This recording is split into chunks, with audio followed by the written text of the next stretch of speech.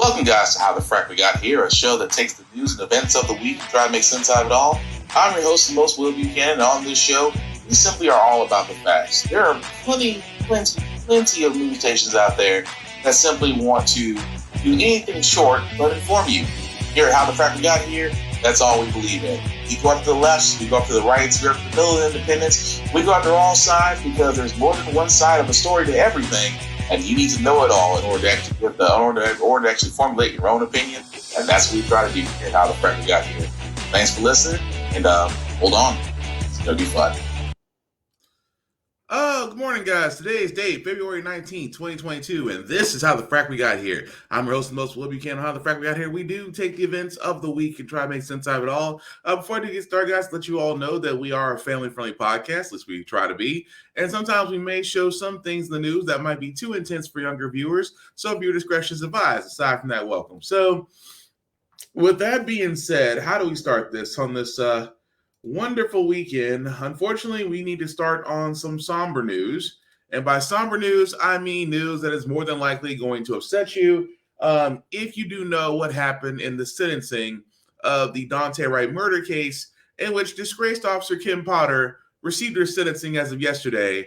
And, well, just watch the video. You'll see why everybody's a little bit mad.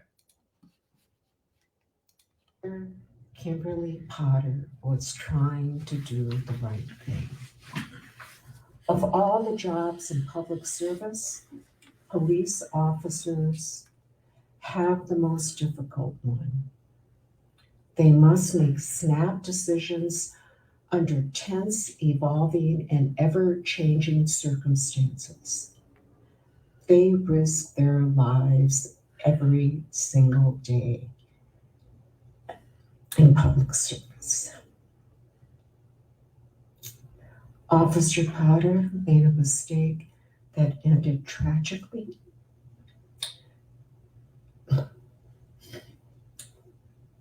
She never intended to hurt anyone. Her conduct cries out for a sentence significantly below the guidelines.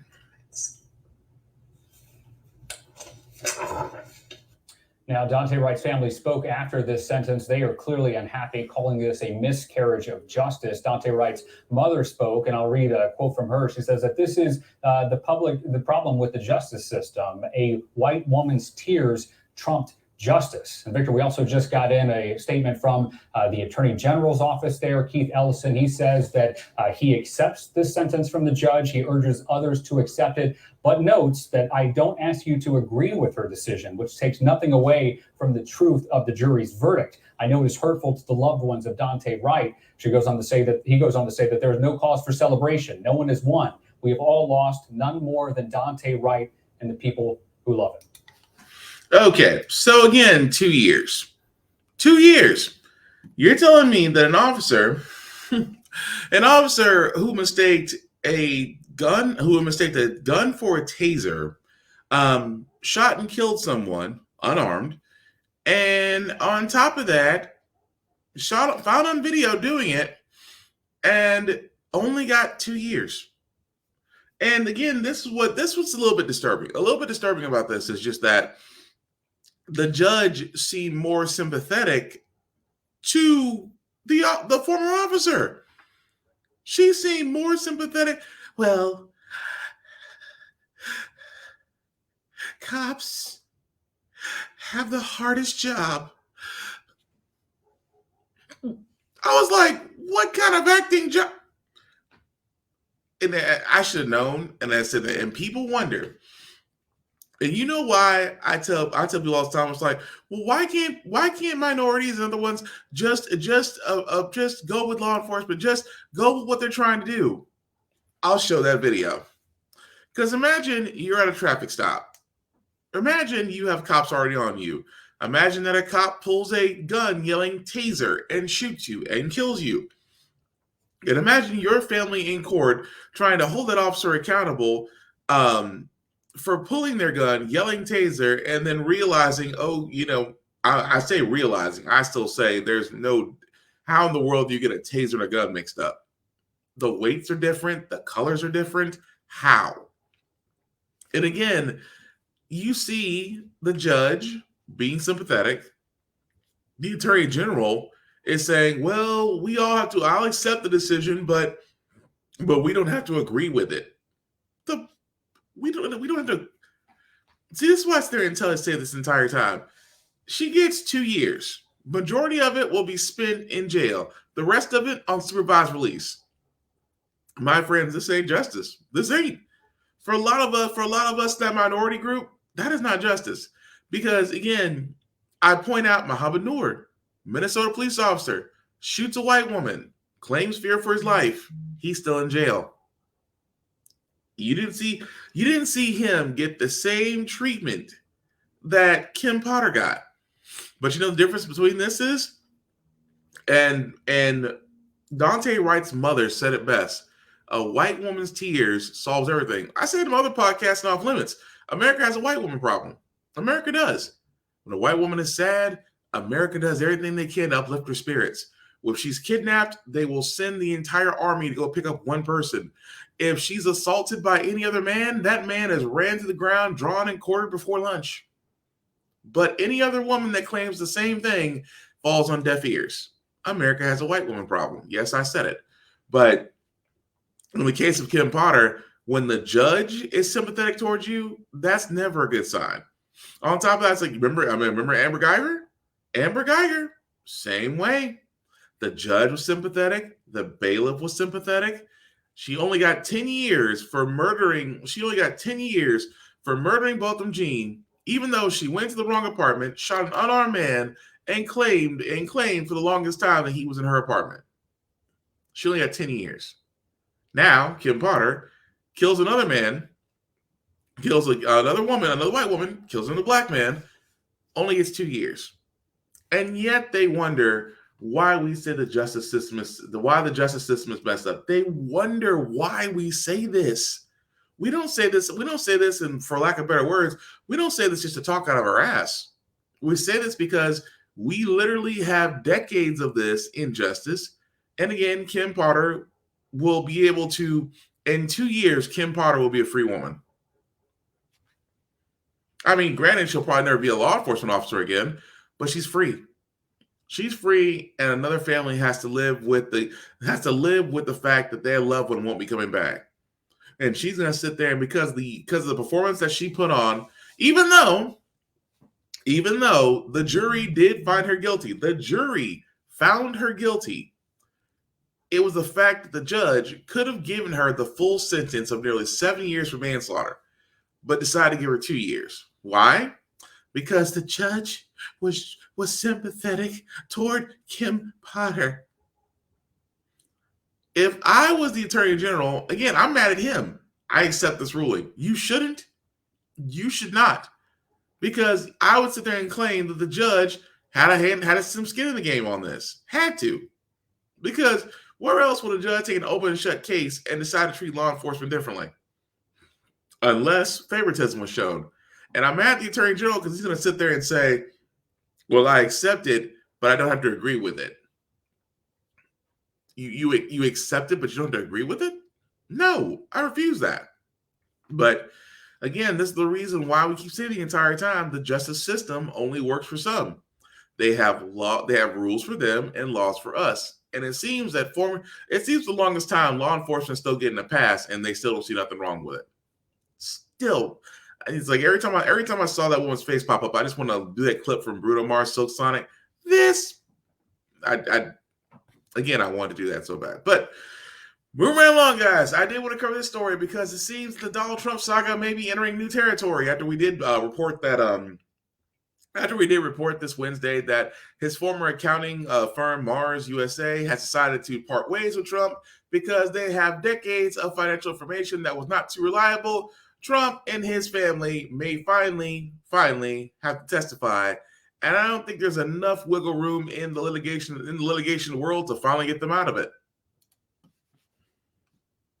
Tonight, former President Trump and two of his children have now been ordered to sit down for depositions within 21 days.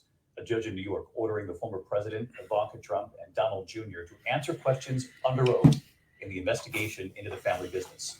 Here's our chief Washington correspondent, Jonathan Karl, tonight. Today, a judge in New York ruled that former President Trump and two of his children, Donald Trump Jr. and Ivanka, must testify under oath within 21 days as part of the state investigation into the family's business practices. I was a business guy. I was successful. I was very successful. New York Attorney General Letitia James is investigating whether Trump illegally misstated the value of his assets to get more favorable loans and to avoid paying taxes. I spend millions of dollars a year for lawyers and for accountants to do my taxes. I mean, they do a great job. But just days ago, the Trumps were dropped by their longtime accounting firm, Mazars USA, which said a decade of financial statements compiled with information provided by the Trump organization, quote, should no longer be relied upon. But just because the Trumps have now been ordered to testify doesn't mean they'll have much to say. When Eric Trump was deposed 2 years ago as part of this same investigation, he invoked his Fifth Amendment right against self-incrimination more than 500 times. The judge gave the Trumps 21 days to provide their sworn testimony. But first, David, they made clear today, their lawyers did, that they intend to appeal the judge's order. All right, Jonathan. Of course they do, because that's what Trump family do. If anything, they will have learned to litigate and pretty much fight this until they can't fight no more. Now, a lot of people say, well, Trump's going to testify. Well, we saw this with the Robert Mueller investigation. Well, you kind of did, but you kind of didn't, because got to remember, the stupid thing they had, because Trump had the presidential seat, he could turn around and dictate how things were going to go. Robert Mueller wanted to sit down with the president. He wasn't going to get that. The president's lawyers argued that he can only give written statements. He can only give written responses, that he couldn't be in the same room with Mueller. Even though we already knew, Mueller at this point had already said exactly what we're dealing with now, that there is a more than likely possibility that, yes, there's a whole bunch of corruption within the Trump organization, especially when your accounting firm drops you.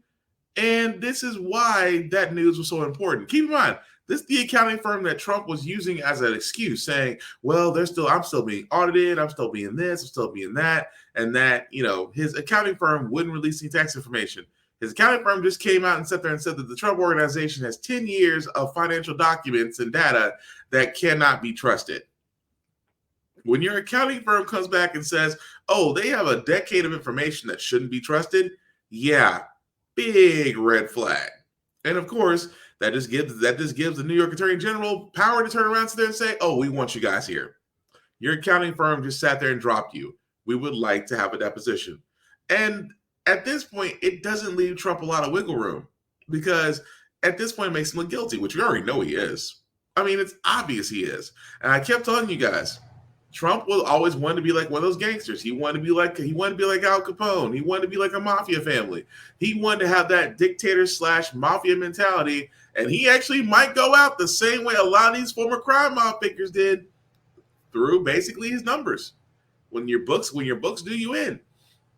Especially when it's not surprising that, again, Trump may have lied about his assets in order to get more money. Why are we surprised by that? That's all I'm saying. Because last time you seen Trump turn a profit is when he was president and he was peddling his own wares and people purchased them. And then charged the Secret Service for staying at Mar-a-Lago, because he would go back to Mar-a-Lago with a Secret Service and guess what? Get paid that way. The U.S. government had to pay him for Secret Service detail at his home, at his place to go to in Florida. The man is a grifter. I'll give him that much. But at the same time, yes, him and his family will eventually testify. And the Fifth Amendment's not going to cut it, especially if the Attorney General does find enough evidence to where they can charge them. And trust and believe, Trump does not want to get charged right now. The reason why I say that is because he is still hopeful to run for president in 2 years. We still got the midterms coming this year. And the way Trump's trying to do it, he's trying to push all his lawsuits. He's in multiple lawsuits right now. He's trying to push all his lawsuits off until he becomes president. Because again, a president's title, or even running as a candidate, seems to be this all-inclusive, we just set everything back to the side situation. And I think that's wrong.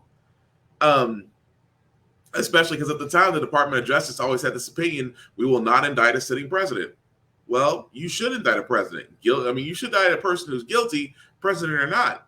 But the DOJ didn't want to do that. And again, that's why we're here where we are now. But I would not be surprised if Donald Trump and his family tries to sit there and worm their way out of this. But I don't think they can worm out. I don't think they can worm their way out of this. I think this is one of those times where you're just going to have to sit there and face the music. But it'll be interesting to watch. But I guess I would be remiss not to talk about Russia and Ukraine and the impending invasion by Russia. Putin seems to Putin seems to be hell bent on invading Ukraine, and just like America, we're team world police. Why are we doing this? Well, I have a reason why we're doing this, and it's pretty much the reason why you should be paying attention to your gas pumps right now and the prices that will be increasing. Warning that the crisis could have an impact on gas prices. Our chief business correspondent, Rebecca Jarvis, has more on that. Good morning, Rebecca. Yes, good morning to you, Michael. And the message from President Biden is it's not going to be painless. We are going to see the consequences here at home if Russia invades Ukraine. And this is where we're seeing it right now already reflected in gas prices. The national average this morning, $3.51. Prices up about $1 from a year ago at 8-year highs.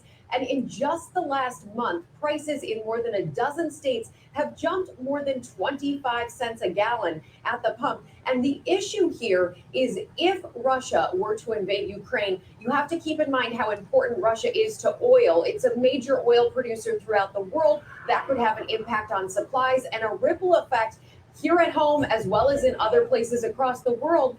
A number of people are now contemplating what this could mean for prices. Many analysts expect that if there were an invasion, prices could jump as much as 50 cents. And on Capitol Hill, there are even conversations about a national gas tax holiday that could shave 20 cents off the price of your gasoline. A number of utility providers are sending notes to their customers this.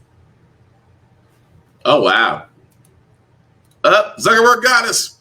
So, that was the first. I never saw a video get cut off in mid-form.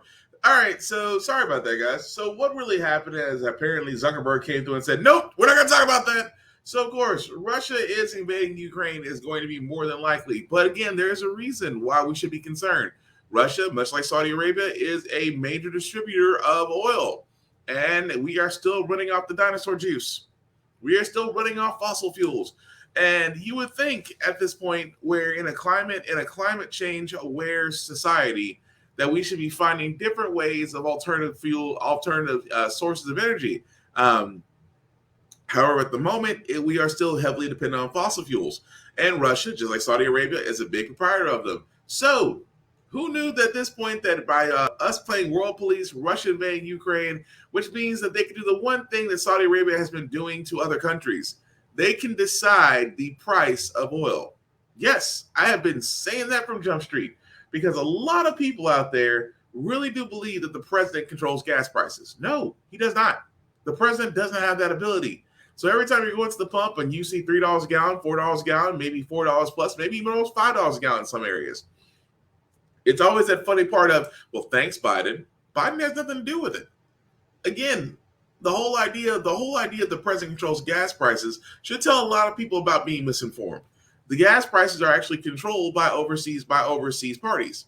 Saudi Arabia, again, sitting on one of the largest oil deposits in the world, can decide the price of their crude oil going into barrels on the different tankers. And keep in mind, we're not the only country that's still actually needing heavy amounts of oil to different countries. Other countries are on the same level as the U.S. now.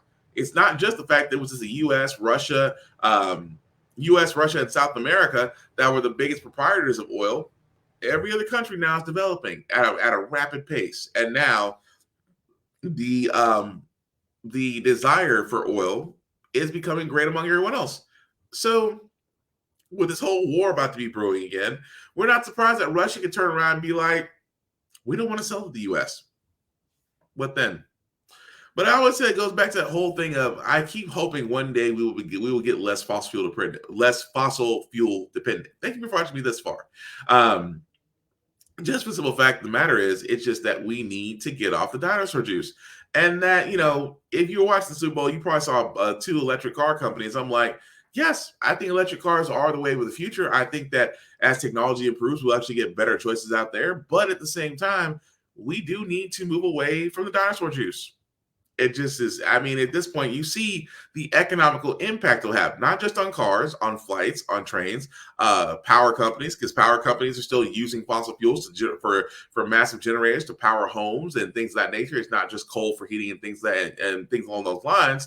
But you see because of this impending invasion, the economical impacts, not only from gas, but from Wall Street and stocks and things of that nature. Everything is reacting to that impact. But again, I'll say it best: we need to get out the dinosaur juice. We really, really do. I mean, I wouldn't mind an electrical vehicle, honestly, just not Tesla right now because, yeah, I don't trust self-driving. But anyway, moving right along, guys. This story is actually going to make sense considering the judge in the Kim Potter case, which again was BS, but this actually just came out. Congress eyes more financial disclosure for federal judges, where they're basically pushing a bill that would have judges publicly disclose more about their finances, which makes the judiciary subject to similar transparency requirements as lawmakers. Now, what does that mean? That basically means that as lawmakers, you do have to provide your financials in order to show transparency, that you're not influenced, that you're not under conflict of interest, you're not up for sale, I guess is about the best way to put that. Judges aren't under that, but like I said, with the Kim Potter case, and again, I'm not accusing the judge of being paid off, but I accuse the judge of really showing preferential treatment to law enforcement. That is beyond obvious. But I do like the fact that, yes, for once that lawmakers in Washington are pushing forward to have judges under the same belt as them, even though it doesn't feel like it, just because, Congress, there's no such thing as a broke politician. No such thing. But even more so that, for the simple fact of the matter, you still have a bunch of people out there that, just like me, will sit there and say, well, what good does this do? Because you still have judges that could still buy, you have judges that still could go out and, have these, even with this disclosure out here, could still be able to move their money around. To a certain extent, you're right. But just like with Congress, I still believe there needs to be a wall between Wall Street and Congress, because basically Wall Street influences the other. It's a one-sided street. But I do like the fact that they're trying to hold judges accountable, because again, that's what we want. We can't sit there and say that we can't sit there and say that we did not want transparency without realizing that in doing so, we are basically requesting, for some fact of the matter, that everybody, including judges, is held liable. Nothing wrong with that, but I dig it though. Still waiting for Congress to pass that term limit on sharing in the Senate and the White House, for term limits for serving in the Senate and the House of Representatives, as well as making sure that while you're a politician, you yourself cannot do stocks. I think that should be it. I think that should be the move. But for another day. Moving right along, guys, I'm pretty sure you saw this video out of New Jersey, and again, about two teens fighting and basically how the police officers act toward the black teen versus the white teen. It is disturbing, and above all else, tells you a lot about how law enforcement see black and white people still going. Over the weekend, a very disturbing video went viral, and in a moment, I am going to show it to you. But while you watch it, I want you to ask yourself, if you believe that we in America truly have equal justice under the law. Now, first, some context. You are about to see two teenagers at a mall in Bridgewater, New Jersey, who get into a fight, something that, from time to time, teenagers do. But I want you to pay close attention to what happens when the police arrive.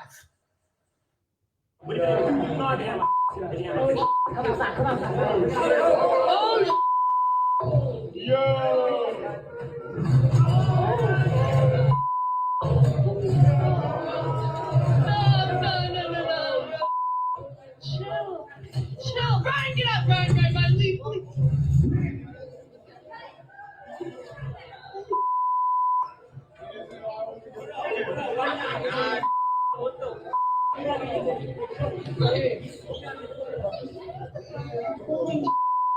Oh no. Oh no, your eyes are not deceiving you. You just witnessed two uniformed police officers breaking up the fight by pulling the kid who was on top up, gently seating him, and then tackling and pinning the black teenager, a knee in his back, face on the ground, and handcuffing him. The other kid, the one who was not black, was brushed aside and basically free to go about his business. That teen told the WPIX reporter that he did not understand why he had not been cuffed and said that he even offered to allow them to cuff him too.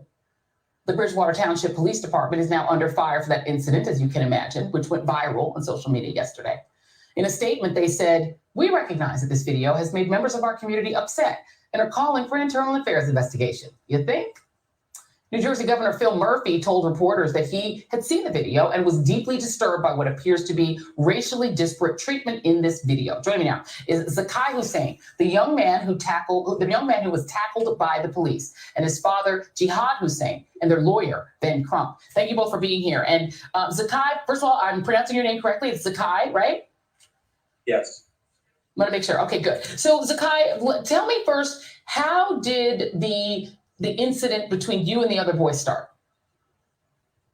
So my friend was arguing with a high schooler, and I said something about it because he was bullying him because he was smaller. He's bigger than him. He was smaller. He's shorter and stuff like that. He's younger. So I don't like the fact that he's bullying him. I like bullies. I say something about it, and then he starts doing the same thing to me. So he puts his hands in my face. I slap it away after asking him to get his hands out of my face. And then he pushes me. I start throwing punches. And then we end up on the ground, and the male officer pushes me in my back while the female officer pulls him away and then comes and helps handcuff me and put her knee in my back too. Were you detained? Were you arrested? Yeah. How long were you detained? For like 20, 30 minutes. For 20 or 30 minutes. To your knowledge, I know you were more focused on what was happening to you. Do you know if the other boy was detained? He wasn't. He was not. Okay. I want to now ask your dad a question. Were you called? Did the police allow your son to call you to tell you what was going on?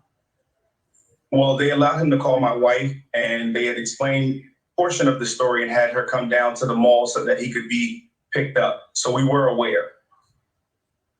Were you aware that the other teenager was not detained?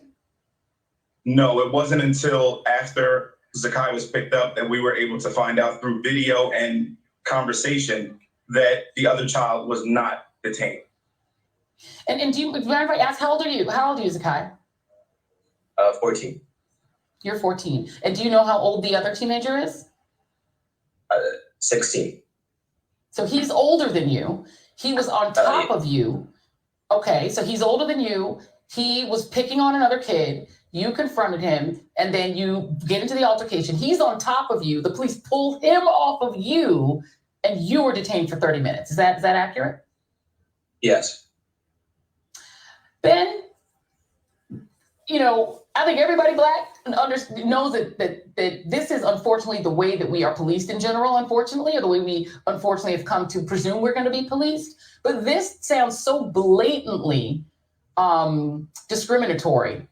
I cannot understand how possibly this police department can try to explain it. Can you think of any reason why the older teen was not detained? Joe, I cannot. It's the reason why the video, I believe, has went viral. People are outraged, especially parents of children of color, because they understand it's things like this profiling and stereotyping of our children that leads to a Trayvon Martin. It leads to Ahmaud Arbery. And you just scratch your head, Joe, and you say, why was it that the Black kid was presumed guilty and the white kid was presumed innocent? The Black kid was put face down with a knee in his back, while the white kid was coddled and allowed to sit on the chair and watch them humiliate the Black kid. And the Black kid, why was he put in handcuffs and detained, I believe, unreasonably for almost 30 minutes? And the white kid literally, Joy Rady, he would put his hands up to be handcuffed, and the white policewoman patted him on the shoulder and told him, no, you're free to go.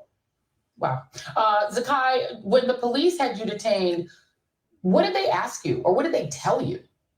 Did they tell you why you were being detained? They said it was basic protocol.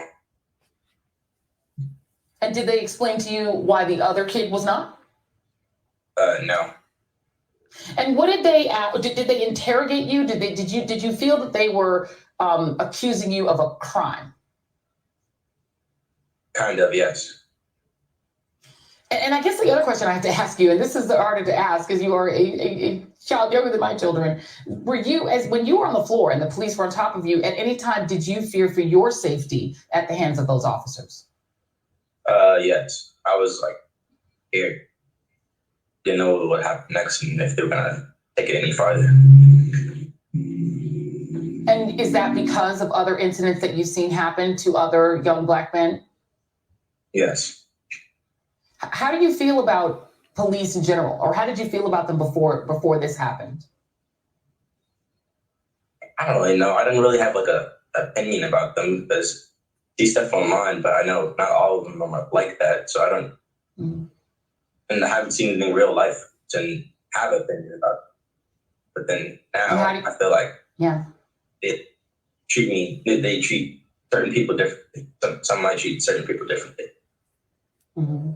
And when you went home to talk to your parents about it, what did they tell you? What did your dad tell you?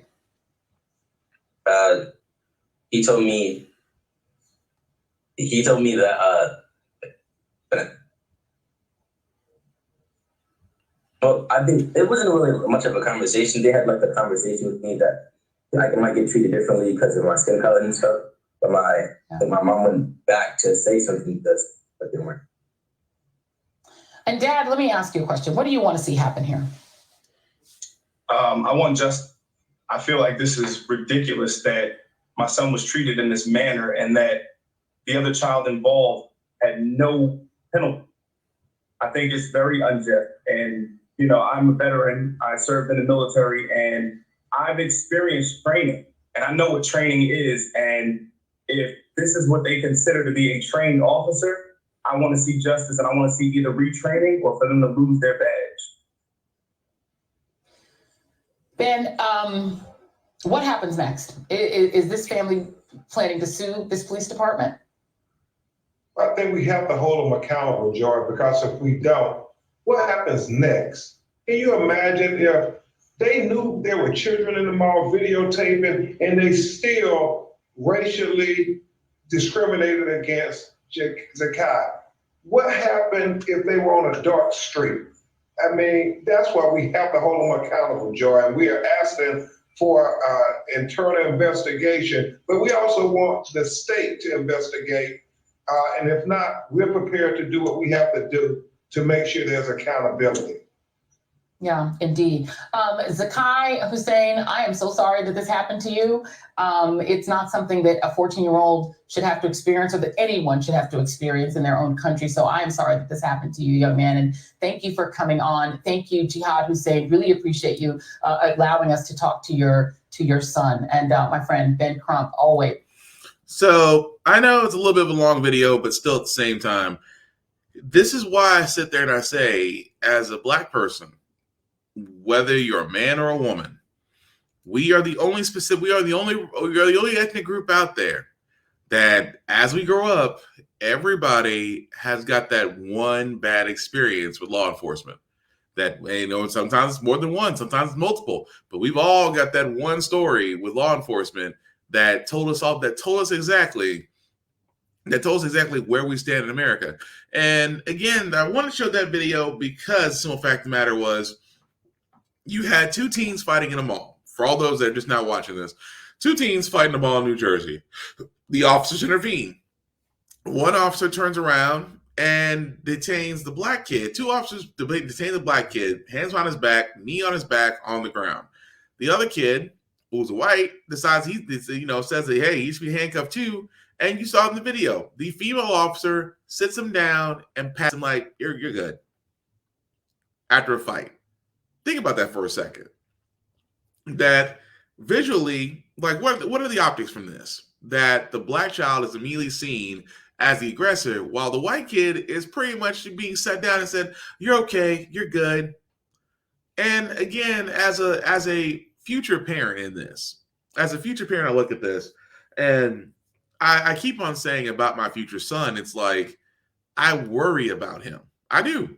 I worry about him. I worry about him because, I mean, he's growing up.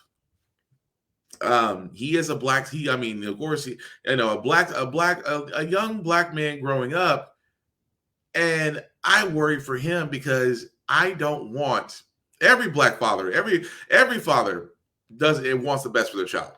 Given every black man doesn't want a police story to be attached to his child. So we have to have a talk. We have to sit there. And I said, we are the only group out there doing this. This is not a don't at me moment. We are the only group out there where we have to have a talk with our children and say the world is going to treat you differently. The world is going to treat you harshly. The world is not going to give you any sort of any chance being fair. Law enforcement is going to look at you differently because you're black. Because there's still a whole bunch of ignorant people. I was going to say something else. There are still a whole bunch of ignorant people out there that will still sit there and see you and be fearful of you for no other reason than what was taught to them. Because ignorance isn't hereditary, it's taught. And trust me, at the same time, that kid, which you heard him say, Joy, you heard him talk to Joy, and he's like, Joy did ask, when you're down on the ground, did you fear for your life? Because we've seen that play out so many times with law enforcement. Law enforcement goes after a black man, has them handcuffed, has them, treat them at a traffic stop. And for a lot of black people these days, we don't know if we're going to survive a traffic stop anymore. Not when you have killers out there like Kim Potter who will mistake a gun for a taser, not like Darren, not like in the case of George Floyd, we don't know if we're going to run into another Darren that decides that, putting a knee on our back and putting us on the ground while we're saying we can't breathe. We don't know if we're going to have other police that didn't treat Eric Gardner correctly, saying that he couldn't breathe. We don't know if you're going to, it's like the list is steady more growing. And you don't think in the back of a black person's mind, when we get stopped or we get stopped by police or we get handcuffed or we interact in some other way, we could be the next person? Because police pretty much have a green light. Police really at this point have a green light to do everything short of murder. And I say everything short of murder because when a police officer kills a black man, they don't really give them murder, at least in some cases, unless it's extreme and barely and blatantly obvious. So I cannot blame that young man for what he's feeling. I cannot blame his father for what he's feeling. Because, again, the New Jersey Police Department is going to do everything that they can. And trust and believe they will not try to find dirt on that. They will not try to find dirt on that kid. Because the one thing that they love to do when a person talks about law enforcement is that the person that you're talking about, they try to go back and find dirt on them. They try to sit there and find, he was always pro Bernie. He was always pro this. I guarantee that if this podcast ever took off in the hope that I hope it takes off, and that I'm sitting there and I'm talking, you don't think for 1 second someone's going to go back, look at my podcast and say, he said F the police. He said women should have rights to their bodies. He said F the police. He said this, he said that. Do you not think for 1 second that somebody won't go back to my podcast and sit there and say, well, he's running for office, but this is how he feels? And I'll still stand behind everything I say. I mean, it's out there for the world to see. Once you put it on the internet, it's up there for the world. But trust and believe what they're going to try to do to that kid is try to find something on him. Don't believe me? Happened to Trayvon Martin, happened to George Floyd, happened to Eric Gardner, happened to Trayvon Martin. Do you see the pattern I'm going with here? That when it comes to the people that have been killed by police, they will try to narrate it that got hurt or killed by police. They will try to narrate it in some form like that man's actions led up to what law enforcement did to him that day. They love to do character assassination because, again, that's their go-to playbook. But I'll follow that story as it comes along because right now, as of now, those two officers are not on paid, they are not on any type of leave, and they are still out there and about to enjoy themselves. So again, this is why I sit there and say accountability for law enforcement is amazing to me because you have these people that make all excuses for law enforcement. They have to make snap judgments that can last a lifetime. That means more training needs to be done. I've sat there and said this many times. I have yet to come back and somebody tell me I was wrong. That the average training for a law enforcement officer can be anywhere from 6 months up to a year. Think about that. 6 months or up to a year. You get trained more as a hairstylist or nail technician than you do a law enforcement officer. And again, as of right now, especially in Nashville, there's a shortage of cops. Gee, I wonder why. But I wonder if they'll lower the requirements again. Because again, that just goes to show you, why are we not emulating what these other countries are doing? These other countries, law enforcement have more successful rates and lower rates in crime than we do. But yet, for some odd reason, we are not implicating those same standards, making sure they are trained, make sure they are trained longer. I wouldn't mind an officer. I wouldn't mind 2 or 3 years of training for an officer.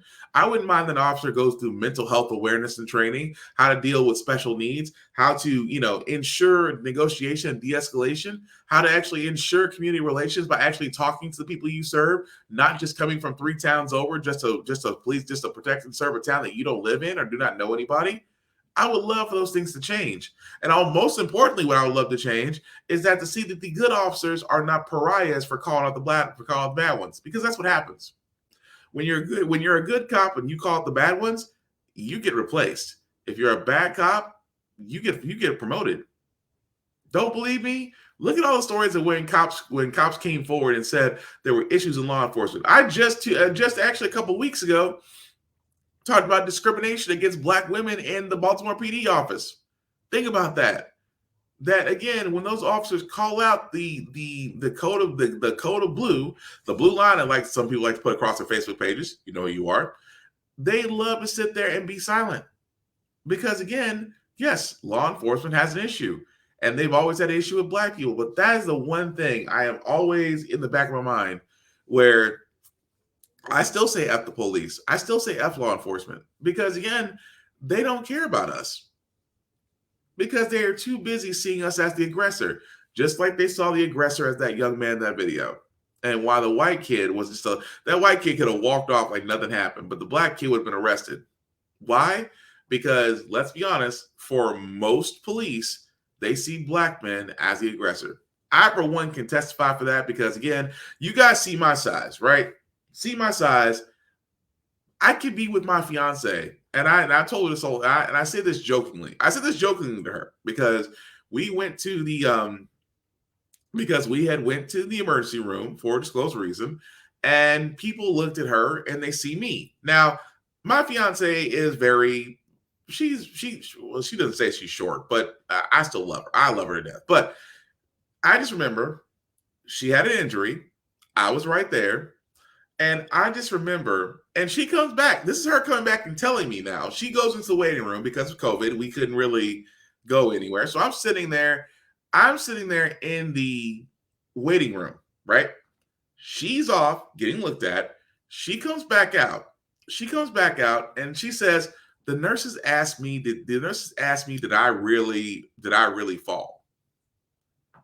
And I'm like, this stone faced, I was like, yep, that's typical. My fiance at the time, my fiance, she looks at it and goes, why would they ask me? I said, honey, look at me. Look at me. Look what happened to you. Of course they're going to ask you because they see me, my size, my color, and immediately think I'm the aggressor. I even told her the story that one time I was at the hospital for someone else, and I had hospital police sitting on the left and right of me because they assumed what happened to said person was because of me. I say it all the time. It is amazing to me that you could be Black. And of course, yes, I do work out. But even if I didn't work out, even if I didn't really have my size, the fact that I was still Black, the fact that I was still seen as an aggressor, you don't think for 1 second they're not going to come to me and immediately snap judgment like that? Oh yeah, he's got to have an issue with that. Happened to me all the time in the hospitals. Not only in the hospitals, but just public opinion. And I hate that. And I was like, when I think about my son, and I think about him a lot, where it's just like, I know one day I'm going to have a talk with him. And I hate that I have to have the talk with him. But at the same time, I know I have to have the talk with him because I have to literally, from a man I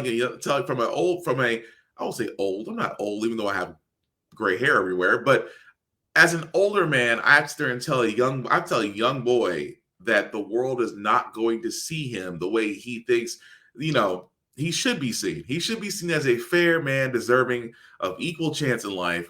And I have to sit there and tell him that you have to think ahead. You have to think one step ahead, that you have to think about your surroundings. You have to think about where you're going, that the whole idea that you have to plan ahead where you're going just to make sure that you are aware, that you are protecting yourself, that you have your head on a swivel. To tell that to a young child, I never thought I'd have to do that. But my parents did that with me. And I feel like with my son, I'm going to have to do the same thing with him. I'm going to have to teach him that the world is going to look at him different. Why? Because of things like that. And as much as that sucks, I want to prepare him for the world. I have to. As parents, especially Black parents, you have to prep your children for the world and hope to God you've done the best job you can. That's all I'm saying. But moving right along, as we are in the middle of Black History Month, I am still not surprised in the shortest month they give us, because let's be honest, Black History Month is more for white folks. For the rest of us, we are black 24/7, 365. That teachers are dropping out of schools at an alarming rate. Why? Because I said it before. If you thought CRT was a problem, now parents are wanting to dictate. Now parents are wanting to dictate exactly what is being taught in class. Even more so that some parents are wanting their kids to opt out of Black History Month. I wish I could make this up. Counselor tonight is getting some criticism online after a memo he sent to parents letting them opt their kids out of Black History Month lessons. That memo was posted to Twitter. Just the latest in kind of that social media firestorm over what's appropriate when teaching race in schools. You've got some teachers who say they're thinking about quitting because their states are restricting what they can teach too. Our Maura Barrett has more on this one for us tonight. Outrage over a teacher in Massachusetts making toddlers wear blackface masks. And parents in Indiana upset after they say a teacher had students draw Black people picking cotton. Picking cotton is forced labor. It's not something it's not a part of our heritage. There's so many other things that could have been discussed. Inventors, business owners. Just a few instances of questionable choices on how to teach about Black History Month in schools. Racism has gone on far too long. We know it's not going to go anywhere. It does not belong in Lawrence Township schools or any school district. In Massachusetts, the teacher was fired, and the school district in Indiana says the assignment demonstrates poor judgment. While these two states don't have rules on how race and its history in the U.S. can be taught, in the last year, 37 states have introduced measures to limit how race and discrimination can be taught in public schools. 14 states have imposed laws or rules to enforce those restrictions. It's just demoralizing. I don't feel trusted. I don't feel like they respect the profession. Like in Iowa, where Tyler Stewart teaches middle school history and government. The state's law limits how teachers can discuss race and gender in the classroom. And conservative lawmakers also recently introduced bills that would require cameras to be installed in classrooms and state control over social studies lesson plans. Because of this, Stewart decided he won't be teaching in Iowa next year. The constant attacks and the misinformation campaign around COVID, and then when they started trickling in the critical race theory stuff and everything kind of started to pile on. And then it just kind of hit me as I don't have to keep doing this. I don't. Honestly, I could go somewhere else and make more money and not have to worry about being the center of an attack by our government and by our governor. Scholars who believe learning accurate history informs our present and future see these limitations as suppression. What that does is it tells us that there's only one way to be a citizen in this country. There's only one truth. For the future education and the future of the country and students that are going to grow up and be part of society, what implications do you see in this for the future of these students? I think we are going to see a more hyper-visible resurgence, even if it's slow, of the things that we're saying we shouldn't teach about, like racism. What policies like this does is it emboldens people to sort of continue or sort of ratchet up, if you will, further instances of racism and sort of repression, because it's like, well, we can't talk about it, right? But that doesn't mean that it can't happen. Maura Barrett is joining us now. Maura, it's great to have you with us on your reporting. Talk to me about what you're hearing on the concerns, moving forward now, of what happens if you've got these different states teaching kids different versions related to Black History Month.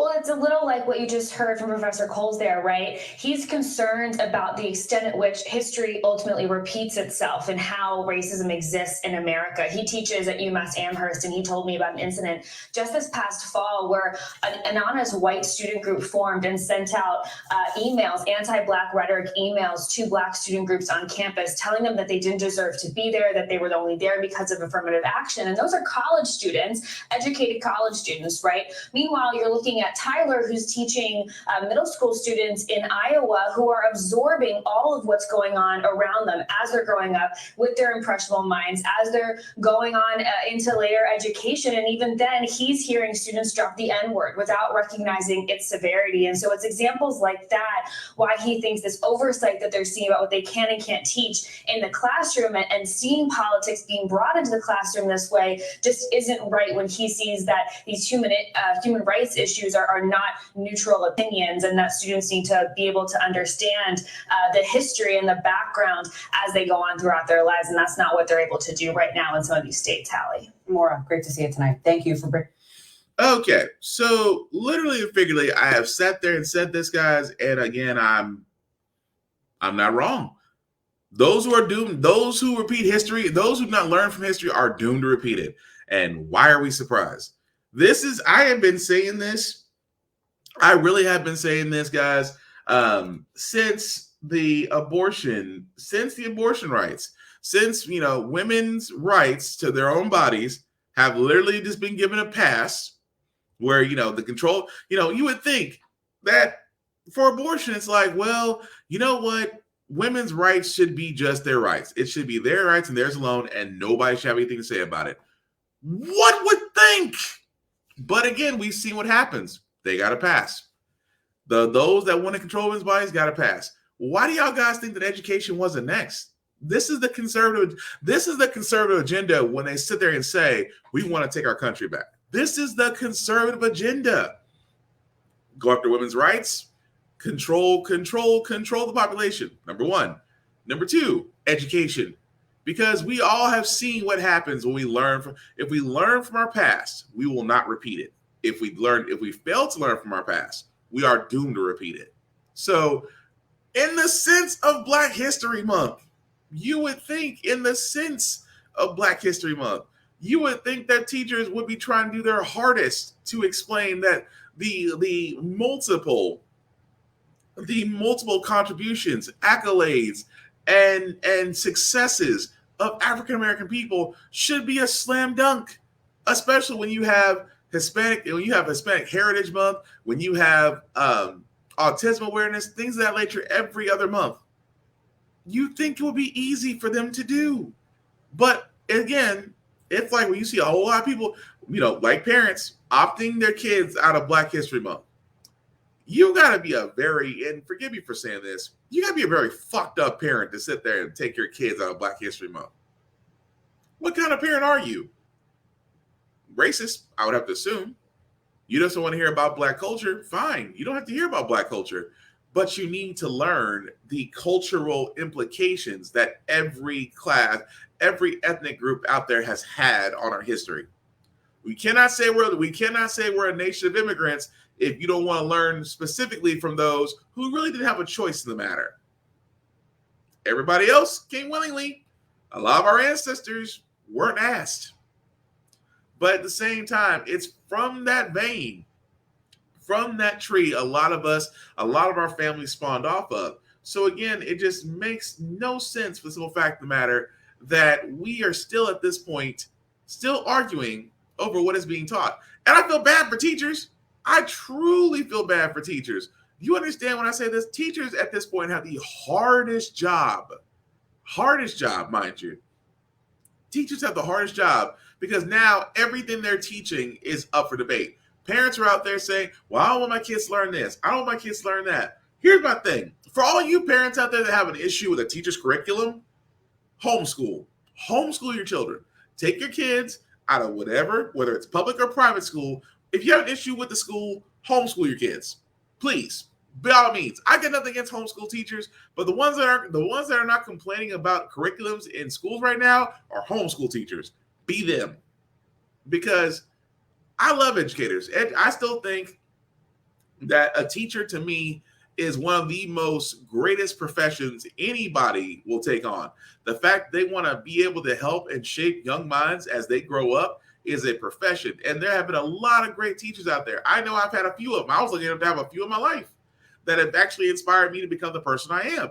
So I do have a very big spot for educators because, number one, they don't get the support they need. They don't get paid enough. And on top of that, they really get screwed in a lot of, especially with the fact of the matter that you have so-called parents out here who think they know better. Now, again, I could, for a certain extent, I can understand some parents. I don't want religion being taught to my kid in school. Understandably, separates church and state. Won't argue with that. But when it comes to cultural awareness, yes, your kids need to be taught. Your kids need to learn exactly that. Because if we learn about other ethnic groups, guess what? They learn compassion, they learn awareness, they don't become Trump people. They don't. Because that's the whole idea. That's what we always say. We want that society where everybody is seen as equal. Everybody is seen as equal. There is not an upper class or lower class. There's not an inferior or superior. We keep saying that all the time, folks.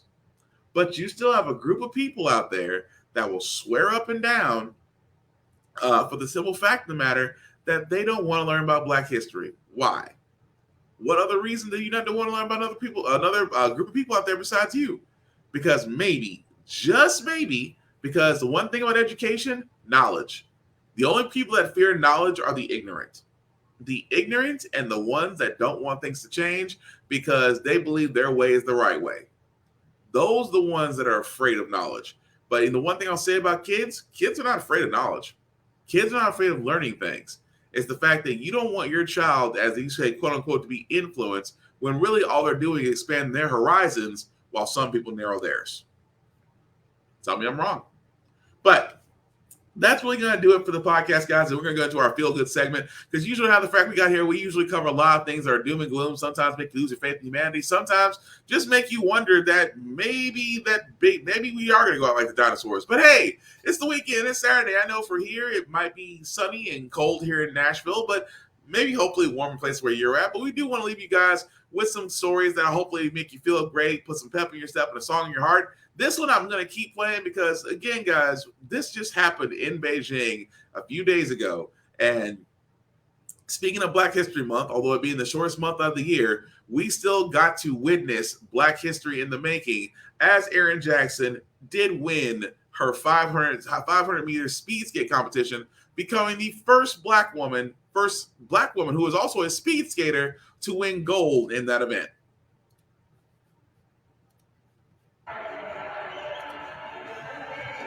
Jackson's 100 meters away from the finish. Here she comes, the world number one, headed for the line. Erin Jackson is into the lead. Erin Jackson's meteoric rise to the top is complete with Olympic gold.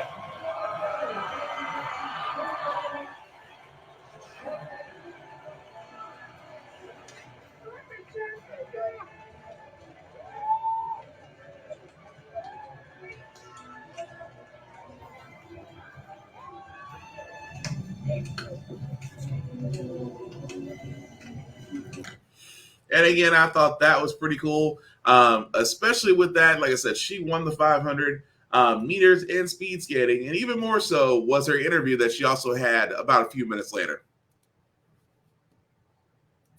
This is Erin Jackson making Olympic history this weekend. Jackson skating the gold in the women's 500-meter race, and she became the first American woman to win that event in 28 years. She is also the first black woman to ever win an Olympic medal in that sport. Not bad for someone who only picked up speed skating, get this, 4 years ago. I talked to her in just the last hour about that historic goal. So for the rest of your life, you'll be Erin Jackson, Olympic champion. How does that sound to you? It sounds really great. Yeah, still wrapping my head around it. I mean, you know, your story is remarkable on so many levels. I mean, first of all, I read that you didn't even start until, you know, a few months before Pyeongchang. That you finished like 27th, 28th, 29th in Pyeongchang. And now here, like, Talk to me about the journey from South Korea to here in Beijing. Yeah, just a lot of practice, a lot of time on the ice, a lot of frustration. Yeah, just working. Just working. That's it. That's just working. Just hard work. Yeah. Brittany Bowe, of course, everyone's familiar with that part of the story now, and there she was cheering you on, perhaps louder than anybody else there.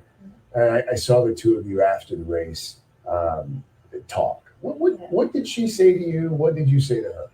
Well, I mean, I think it was like mostly hugging and tears, but yeah, she was just saying she's so proud of me, and I was like, we did it. Like, yeah, it's pretty wild. It's been 28 years since an American woman won gold in this event. A woman that looks like us has never won it. What do you hope that part of your story does to inspire potential future speed skaters? Yeah, I just hope it sparks something, you know, like maybe like a young Black girl saw my race or something and she's like, oh, well, maybe I should try this. And I think that would be amazing, even if it's just one person, you know, getting someone else out there to skate with me. How does a Black girl from Florida end up with a gold medal around her neck here in Egypt? How'd you get into it? Yeah, so I started as a roller skater. So I've been on roller skates for basically as long as I can remember, my whole life. I started with, you know, just hanging out at the skating rink with my friends. And then I was an inline speed skater, played some roller derby. And yeah, after I graduated college, I was like, well, if I never try ice skating, I'll never know if it could have turned into something. So I was like, let's give it a shot. That's a remarkable story. Could be a movie. It's a movie I'd watch. Are we going to see you in Italy? Yeah, I don't think I can be done yet. I mean, I'm just starting to figure things out. It's only been like a year and a half of things feeling good on the ice. So I want at least 4 more. In the near term, what's next? What do you do after you win a gold medal at the Winter Games? Well, our season's not quite over yet. I've got about another month on the road. We have World Sprint Championships coming up in Norway in a couple weeks, and then we have World Cup final in the Netherlands just after that. So I've still got some racing to do, and then some relaxation. What do you do to relax? Just out of curiosity. It's been so long, I don't even remember. I'll have to find something to do. Aaron, we're proud of you. You made your country proud, and congratulations. Well deserved. Cool. Well, fist pump. Thank you. Can I hold your medal? Oh, yeah. Oh, you're going to take it off? I was just. You can wear it. Oh, wow. Look at this. Look at this. That's heavy. Yeah. That's actually heavier than the medals in Tokyo. Thank you. Oh, yeah. I'll give it right back. That was like, I give it back now. And again, I actually love that. Just so fact of the matter that we got to witness Black history during Black History Month is always a great thing. So congratulations to Erin Jackson, being the first African-American speed skater to win gold, not only in that sport, but again, to open many doors. I keep telling folks, when it comes to Black people, I am unapologetically Black. That I think that we can do so much. I said not just in running, not just in runs and tracks and swimming. We are actually expanding. I mean, swimming, speed skating, bobsledding. I'll be glad because I see so many guys, and I said before, gymnastics. I think Black men should go into that. I think that because of the abilities I've seen guys doing flips and somersaults on concrete and on grass. Imagine what they can do on a mat.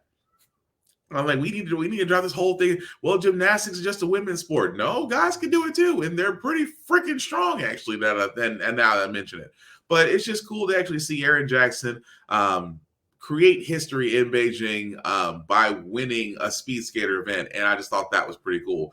But moving right along, Dolly Parton is in the news because let's be honest, it's hard not to like Dolly Parton. I know, especially from Nashville, Tennessee, myself. Dolly Parton has done so much, even more so that she's just adding on to those that actually do work for her at her theme park in Dollywood. Parton, we will always love you. Tonight, Dolly Parton, an American original, once again proving she is America strong. For decades, lifting spirits with her music, her humor, her goodwill, and lifting those in need with her quiet actions.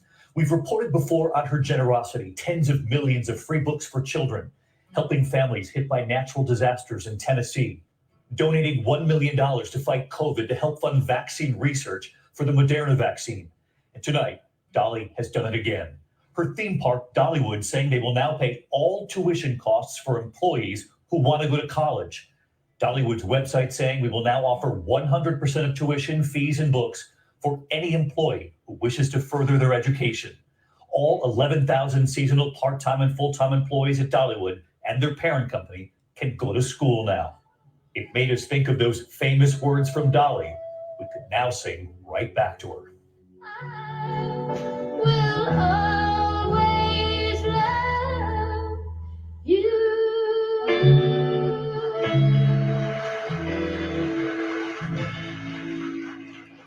So again, like I said, you can't hate on Dolly Parton.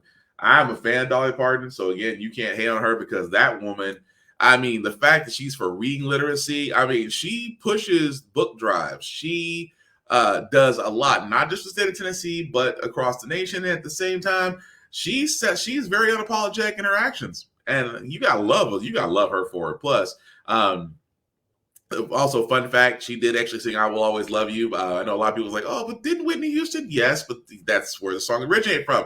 Also, Jolene, again, just saying. But the last story I got, guys, again, going back to Black history, imagine finding the roots of where your parents started off with and just trying to preserve history for others to view it and observe it as well. This is what this one woman did with a schoolhouse that she found and yet had a similar link to her folks. To mark Black History Month, the remarkable discovery in the woods, a daughter studying her family tree, and it led her to an abandoned schoolhouse in Virginia. Tonight, she is determined to save it. Tonight, the discovery in a small town and the race to rescue it, America Strong. In Caroline County, Virginia, about an hour outside Richmond, Kimberly Moore's on a mission to save this schoolhouse. For years now, she's been tracing her family tree. It's now led to this, a wooden schoolhouse built more than a century ago. In the middle of the woods, it's named Old Dawn School. Abandoned for decades, it was a segregated school attended by descendants of slaves, including Kimberly's own father, Isaiah, in the 1930s. Now, Kimberly is determined to save it and its history. Today, she told us why. There's no greater feeling than tracing your roots and finding out who you really are. I got emotional. It was an emotional time for me, and I could just picture them there. Kimberly is now working with nonprofit Preservation Virginia with their Virginia's Most Endangered Historic Places program. They will start by stabilizing the now crumbling school. Hi, David. Will Glasgow and that nonprofit now carefully surveying the school. Old Dawn is a chapter in the story of civil rights in the United States. And we think that there's a lot that can be learned from this tangible connection to the past today as well. A family, a community determined to keep a piece of history alive. It's amazing. One of the best things that's ever happened to me. Thank you. Kimberly. So again, we just literally just covered a story just a few minutes ago. But the simple fact of the matter is just that preserving history. Why? Because we want to learn from it. A lot of us want to learn exactly where our ancestors had to endure, what they came up with, the innovations, and just overall, we want to trace back our story. And I don't blame her for that. I would love to sit there and trace those roots. I kind of find myself doing that in some ways, in some similar ways, but that's a whole other story. But again, I just love stories like that where, again, we're trying to learn from our history. That's the big thing. Learning from history so we are not doomed to repeat it. Just that simple. But that's going to do it for this podcast, guys. So I do thank you all for watching, for liking, for letting people know that we were live. I certainly appreciate that on this Saturday midday. I think it's a little after afternoon now. But thank you all for watching. Before I do get out here, I got to do some shameless plugging. I do first want to talk about my buddy Big VZA Dot, who will be coming back to podcasting very soon. You can definitely check him out. Avon Westwood on Facebook, Big VZA Dot on all socials, to where you can catch every Smoking Trailer Sunday, every Sunday from 6:30 to 9 p.m. Of course, the REF podcast every Tuesday from 6:30 to 9 p.m. But definitely check him out. Avon Westwood on Facebook or Big VZA Dot on all socials. Also, shout out to RN Geek Salad, RN Geek Present Geek Salad, two guys that I met last year in the podcasting world. They definitely do have some interesting episodes, including one that just dropped today with Candy B. So hopefully check them out. As you can see, their YouTube page right there. They also have a Facebook page as well called RN Geek Present Geek Salad. But definitely check them out, as they are a couple of brothers that do have on guests as well as themselves and have discussions about the pop culture world and things outside of it through an unfiltered but definitely intelligent conversation, as I love to have, and hopefully we'll have them on the Get Bit show very soon. But definitely check them out, RN Geek Present Geek Salad, as well on Facebook, as well as you're seeing there on YouTube. Now, as for me, guys, my Black Box handle on the bottom left is still BlackBox447. Definitely check me out there, like and follow me, because I usually post video game reviews, movie and television reviews, sometimes gym stuff, because I do a couple push-ups. Also, at the same time, guys, I do post a lot of things about motivation and just really getting yourself to a positive headspace, because let's be honest, 2021 kind of has in the dumps. Hopefully 2022 will make us better. And that's the whole thing I want to do, is just to motivate and push us. As I motivate and push myself, I want to be able to hope to do the same things for others, because that's going to be the move this year. Of course, as you see from the link down below that, if you copy and paste that into your browser, we'll take you to my link tree that has the Facebook and YouTube groups for all of my podcasts, How the Fact We Got Here, Get Bit, and of course, Off Limits Podcast, to where you can like and share and just basically see every podcast I've done thus far. Guys, keep in mind, the COVID is still out there. Please get your shots. Please get your boosters. Please wear your mask. Please do everything you can to keep yourself safe, because even though numbers are slowly going down, this is not the time to start lowering restrictions. This is not the time to start taking our foot off the gas. The only way we beat these pandemics in the past is to be doing everything that we can, which means everybody should be immunized, everybody should wear a mask. That's how we're going to get this down.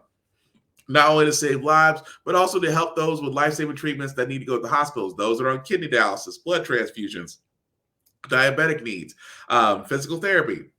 All those folks who need that type of assistance, their appointments are getting pushed back because a COVID bed is taking up space. Let's actually do our part to ensure that not only the numbers are going down, but those that need life-saving treatment are getting it. It's just that simple. The last thing I'll say about How the Fact We Got Here, guys, the last thing I will say, as I'm getting tongue-tied, the last thing I'll say about How the Fact We Got Here, it's all about staying informed. We're not trying to change mind or persuade people. We're simply doing what the New States of Old try to do with a twist. We give you all the information to allow yourself to be informed, but we also provide a logical perspective to go along with it. We can do a lot when we're informed.